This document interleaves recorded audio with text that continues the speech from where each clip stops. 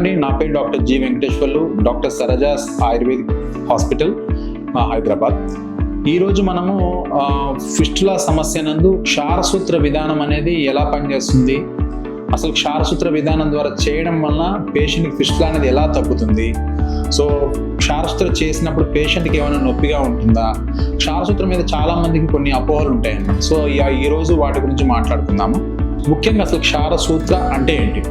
క్షారసూత్ర అంటే మనకి ఒక థ్రెడ్ పైన కొన్ని కోటింగ్స్, కొన్ని ఆయుర్వేదిక్ మెడికేషన్స్ ఉంటాయి. ఆ ఆయుర్వేదిక్ డ్రగ్స్ని మనము ఒక 21 కోటింగ్స్ లాగా లేయర్ బై లేయర్ కోట్ చేసి దాన్ని ఒక చిన్న ఈ క్షారసూత్ర అనేది తయారు చేయడం జరుగుతుంది అనమాట. ఒక థిక్నెస్గా ఎక్కువగా ఉంటుంది, ఎక్కువ థిక్నెస్తో ఉన్నటువంటి ఒక థ్రెడ్.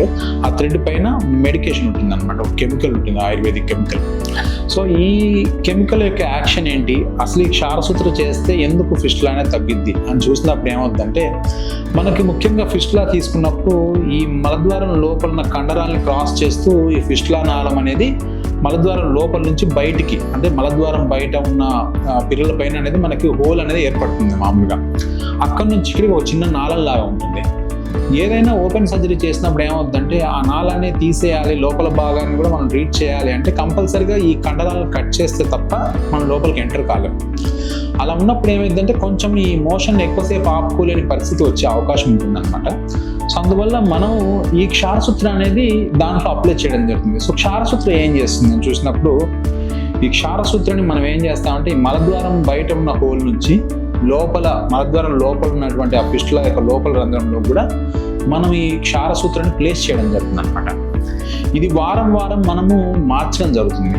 సో ఇలా క్షారసూత్ర వారం వారం చేంజ్ చేయడం వల్ల క్షారసూత్ర పైన ఉన్న మందు వలన ఏమవుతుందంటే ఆ లోపల ఉన్న ఫిస్టులా ట్రాక్ అనేది మొత్తం కరిగిపోయి లోపల మొత్తం ఊడినంత బాగా డిబ్రేడ్ అయిపోయి అంతా కూడా పస్ ద్వారా బయటకు వచ్చేస్తుంది అనమాట. And at the same time ఈ పక్కన ఉన్న కండరాలు కూడా గ్రాడ్యువల్గా కట్ అవుతూ ఉంటాయి, మళ్ళీ వెనక నుంచి హీల్ అవుతూ ఉంటుంది. ఈ విధంగా క్షారసూత్ర వల్ల ఏంటంటే ఒకటి పస్ బాగా డ్రైన్ అవుతుంది ఎప్పటికప్పుడు అక్కడ నిలబడకుండా, అండ్ అక్కడ ఉన్న ఇన్ఫెక్షన్ కూడా బాగా క్లియర్ అవుతూ ఉంటుంది, ట్రాక్ కూడా నీట్గా డిబేట్ అవుతూ ఉంటుంది, దాంతోపాటు కట్ అవుతూ ఉంటుంది, and at the same time వెనక భాగం అంతా కూడా మానుకుంటూ వస్తూ ఉంటుంది. దానివల్ల ఏంటంటే పేషెంట్ తన యాక్టివిటీస్ చేసుకుంటేనే ఈ క్షారసూత్ర విధానం కానీ మనకు చేసుకున్నట్లయితే ఈ ఫిస్టులా ట్రాక్ అనేది టోటల్గా కట్ అయిపోయి కంప్లీట్గా హీల్ అయిపోతుంది. అండ్ మనకి ఇందాక చెప్పినటువంటి కాంప్లికేషన్స్ ఏవైతే ఉన్నాయో, మోషన్ని కంట్రోల్ చేసుకోలేకపోవడం, అట్లాంటి ఇబ్బందులు అనేటివి ఈ క్షారసూత్ర విధానం ద్వారా మనం లేకుండా బాగా ట్రీట్ చేయొచ్చు. సో దీనికి ఎలా చేస్తారు, దీనికి ఏమైనా మత్తు కావాలన్నా చాలామంది అడుగుతూ ఉంటారు, మత్తు ఇచ్చి చేస్తారా డాక్టర్ గారు, లేకపోతే మత్తు ఇవ్వకుండా చేస్తారా అంటే, జనరల్గా దానికి చిన్న లోకల్ అనస్థీషియా సరిపోతుంది అనమాట. ఆడి వరకే చిన్న అనస్థీషియా ఇచ్చి మనం లోకల్ అనస్థీషియా అంటారు. సో ఈ క్షారసూత్రం అనేది ఈజీగా ప్లేస్ చేయొచ్చు. పేషెంట్కి చేసేటప్పుడు ఎలాంటి ఇబ్బంది ఏమి ఉండదు.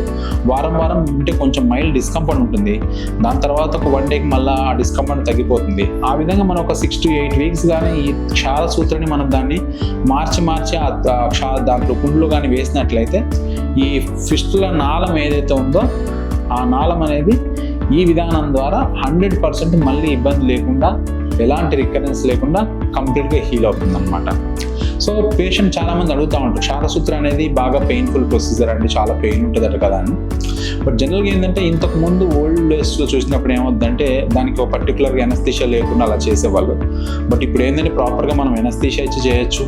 ఒకటి మనకు బోల్డ్ పెయిన్ కిల్లర్స్ ఉన్నాయి, వాటిని ఇవ్వచ్చు పోస్ట్ ప్రొసీజరు.